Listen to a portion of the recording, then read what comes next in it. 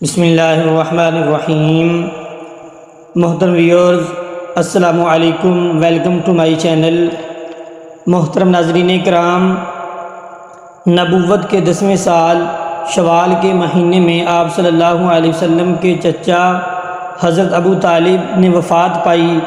ابھی چچا کے غم کا زخم ہرا تھا کہ حضرت خدیجہ الکبریٰ رضی اللہ تعالی عنہا بیمار ہو گئیں۔ اللہ کے محبوب صلی اللہ علیہ وسلم کی مبارک آنکھیں آنسوں سے لبریز ہو گئیں اور آپ صلی اللہ علیہ وسلم نے آنسو بہاتے ہوئے دعائے خیر فرمائی اور فرمایا کہ اے میری رفیق، غم گسار، جدائی کی گھڑیاں آن پہنچی ہیں۔ اے ملکہ بہشت بری، جنت تمہارا انتظار کر رہی ہے۔ حضرت خدیجہ الکبریٰ رضی اللہ تعالی عنہا نے عرض کیا، یا رسول اللہ صلی اللہ علیہ وآلہ وسلم، مجھے اپنی موت کا کوئی غم نہیں، مگر غم تو یہ ہے کہ آپ صلی اللہ علیہ وسلم کے سایہ عطفت سے محروم ہو جاؤں گی۔ حضور کریم صلی اللہ علیہ وسلم کی آنکھیں آنسوں سے بھر گئیں اور آپ صلی اللہ علیہ وسلم نے روتے ہوئے فرمایا، میری رفیق غم گسار، جو بھی کہنا ہو کہو، تمہاری وصیت پر پورا عمل کیا جائے گا۔ حضرت خدیجہ الکبریٰ رضی اللہ تعالی عنہا نے عرض کیا کہ یا رسول اللہ صلی اللہ علیہ وسلم، میں اپنی بیٹیاں سید زینب، حضرت ام کلثوم اور حضرت رقیہ رضی اللہ تعالی عنہما کی طرف سے مکمل طور پر مطمئن ہوں۔ میں نے ان کی شادیاں اپنی مرضی سے کر دی ہیں اور ہر ایک کو حسب خواہش جہیز وغیرہ دے کر اپنے فرض سے سبکدوش ہو چکی ہوں، لیکن میری فاطمہ کی شادی کرنا ابھی باقی ہے۔ میں ان کے حوالے سے پریشانی کا شکار ہوں۔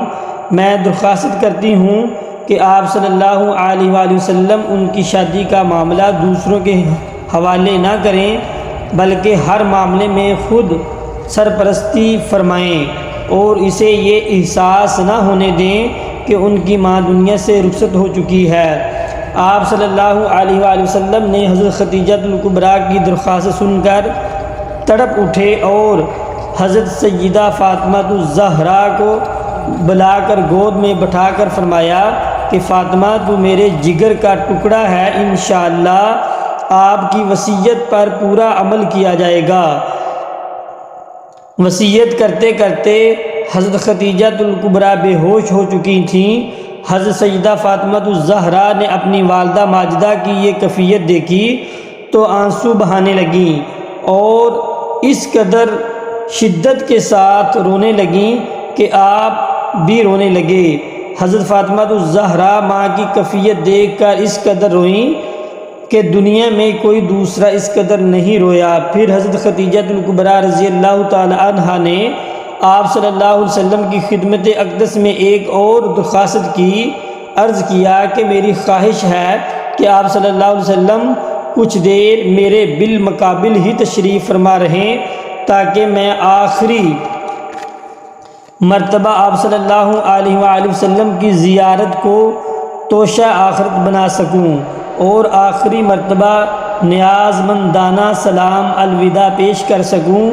میرے سرتاج، مجھے دنیا سے تو رخصت ہونا ہی ہے، مگر آپ صلی اللہ علیہ وآلہ وسلم سامنے ہوں گے تو جان بآسانی نکل جائے گی۔ آپ صلی اللہ علیہ وسلم نے فرمایا، خدیجہ، یہ ٹھیک ہے کہ قیامت کا دن بڑا سخت ہے، مگر آپ کے ساتھ تو اللہ تعالیٰ نے ہر قسم کی آسانیوں کا وعدہ کر رکھا ہے۔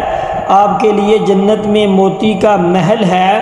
میری غم گسار، آپ کسی بھی قسم کا کوئی غم نہ کریں، آپ جنت میں ہمارے ہمراہ ہوں گی۔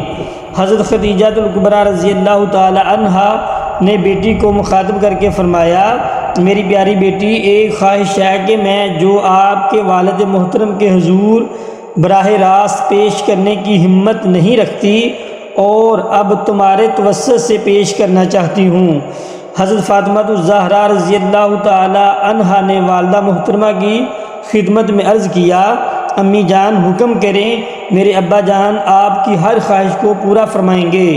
ام المؤمنین حضرت خدیجہ الکبریٰ رضی اللہ تعالی عنہا نے فرمایا، بیٹی مجھے ان سے یہی امید تھی، میری خواہش ہے کہ میرا انتقال ہونے کے بعد رسول اللہ صلی اللہ علیہ وآلہ وسلم میرے کفن کے لیے وہ چادر عنایت فرما دیں جو آپ صلی اللہ علیہ وسلم نزول وحی کے وقت شانہ اقدس پر ڈالا کرتے ہیں، کہ اس مقدس چادر کے صدقے حق تعالیٰ مجھ پر برکت نازل فرمائے۔ حضرت فاطمہ رضی اللہ تعالی عنہا والدہ کی خواہش آپ صلی اللہ علیہ وسلم کی بارگاہ میں پیش کر دی۔ آپ صلی اللہ علیہ وسلم کی آنکھوں میں آنسو بہنے لگے اور اپنے مبارک کندھوں سے چادر اتار کر بیٹی کے حوالے کرتے ہوئے فرمایا کہ یہ چادر اپنی ماں کو دکھا دو تاکہ ان کا دل راضی ہو جائے۔ اللہ کے محبوب صلی اللہ علیہ وسلم نے اپنی پیاری بیوی کی جدائی کے غم میں بے حد پریشانی کے عالم میں تشریف فرما ہیں۔